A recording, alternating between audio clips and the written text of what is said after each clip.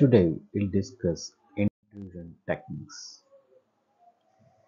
The objective of the intruder is to gain access to a system or to increase the range of privileges accessible on a system. The initial attacks can use software vulnerabilities that allow a user to execute a code that opens a backdoor into the system. And also the intruder, they can attempt to acquire information that should have been protected.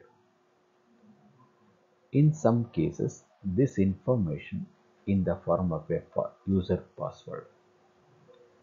With knowledge of some other user's password, the intruder can log into system and exercise all the privileges according to the legitimate user.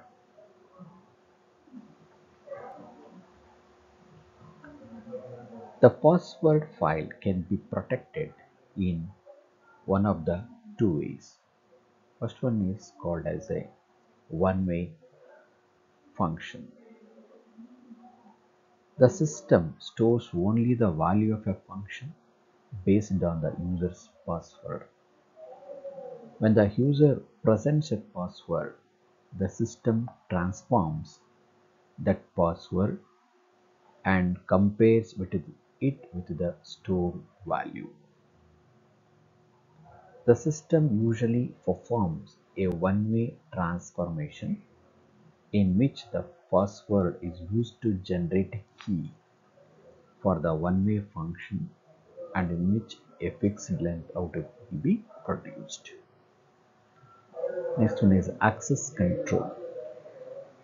Access to the password file is limited to one or a very few accounts.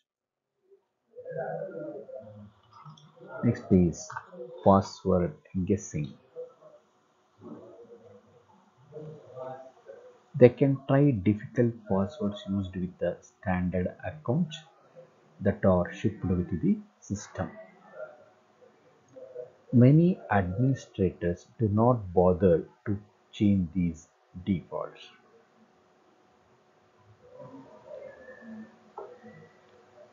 They'll be exhaustively try all short passwords. The try words in the system's online dictionary or list of likely passwords. For example, the letter are readily available on hacker bulletin boards. Collect the information about users such as their full names, name of their spouse and children, pictures in their office, books in their office that are related to hobbies, birthday, phone, common words, interest, etc.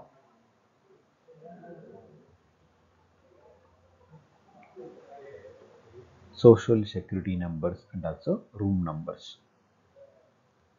Try all the legitimate license plate numbers for this state. Use a Trojan horse to bypass restrictions on access. And also they can tap the line between a remote user and the host system.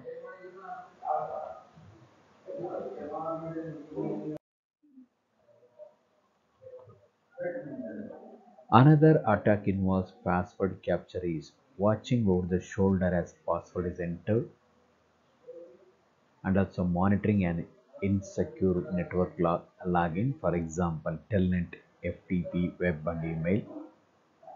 They can extracting the recorded information after successful login, that is like a web history, cache memory, last number dialed, etc. Using a valid login or password can impersonate a user. Therefore, users need to be educated to use suitable precautions and countermeasures from the hacking the passwords. Intrusion detection. A system's second line of the defense is intrusion detection, and this has been the focus of much research in the recent years. This interest is motivated by a number of considerations, including the following. First one is, if an intrusion is detected quickly enough, the intruder can be identified and ejected from the system before any damage is done or any data are compromised. Second one is, an effective intrusion detection system can serve as a deterrent, so acting to prevent the instructions. Third one is, intrusion detections enables the collection of information about intrusion techniques that can be used to strengthen the intrusion prevention facility.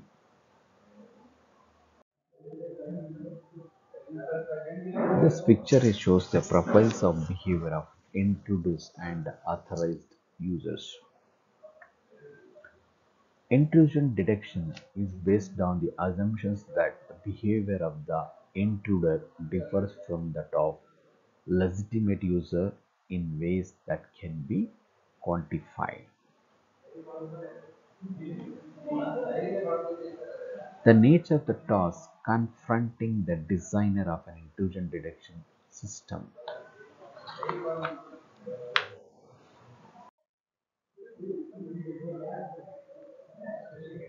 There are two approaches to intrusion detection.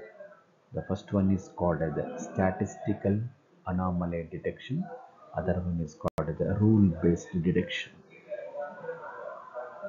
Statistical anomaly detection involves the collection of data relating to the behavior of legitimate users over a period of time.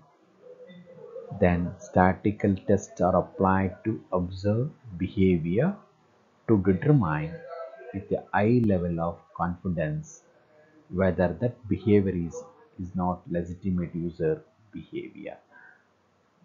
First one is called threshold detection. This approach involves defining the thresholds independent of user for the frequency of occurrence of various events. Profile based. A profile of the activity of each user is developed and used to detect changes in the behavior of individual accounts. Next approach is called as a rule-based detection. This involves an attempt to define a set of rules that can be used to decide that a given behavior is that of an intruder. In this anomaly detection, rules are developed to detect the deviation from previous usage patterns. Penetration identification, an expert system approach that searches for the suspicious behavior.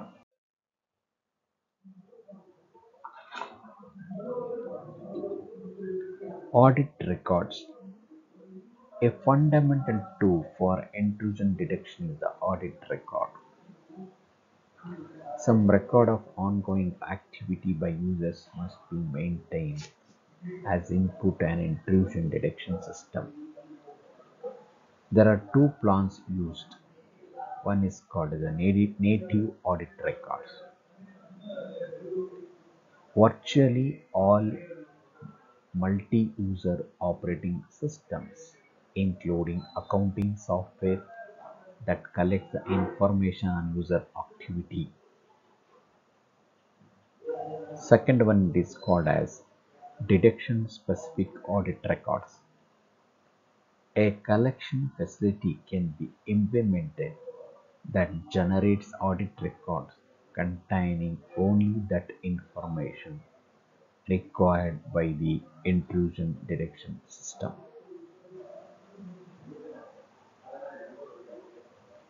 Each audit record contains the following fields. One is called as a subject. This is initiators of the action. A subject is typically a terminal user, but might also be a process acting on behalf of users or groups of users. Next field it is called as an action. Operation performed by the subject on or with an object. For example, login, read, perform IO, and execute. Object. Receptors of actions, for example, include files, programs, messages, records, terminals, printers, and user or program created structures. Exception condition denotes which, if any, exception condition is raised on return. Resource usage, a list of quantitative elements in which each element gives the amount used of some resource. Timestamp, unique time and date stamp identifying when the action took place.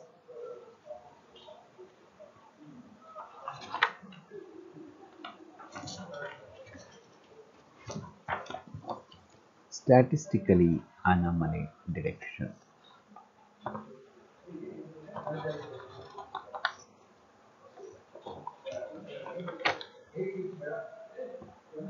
Statistical anomaly detection techniques fall into two broad categories. One is called as threshold detections, other one is called as profile-based systems. In the threshold detection, counting the number of occurrences of a specific event time over an interval of the time. In the threshold analysis is a crude and ineffective detector of even moderately sophisticated attacks.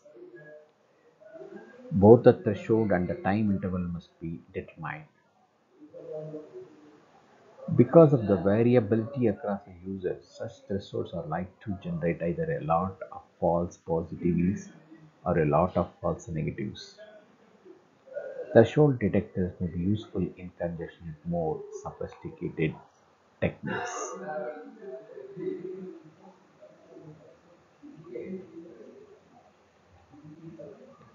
So, profile based anomaly detection focuses on characterizing the past behavior of individual users or related groups of users and then detecting significant deviations. A profile may consist of a set of parameters, so the deviation on just a single parameter may not be sufficient in itself to signal an alert. Audit record analysis. Here they analyze the record to get some exist period of time. They'll be used the various tests on these to determine the current behavior is acceptable. They'll use the mean and standard deviation, multivariate, Markov process, time series, and also operational. In this record analysis, there is no requirement of the prior knowledge. Thank you.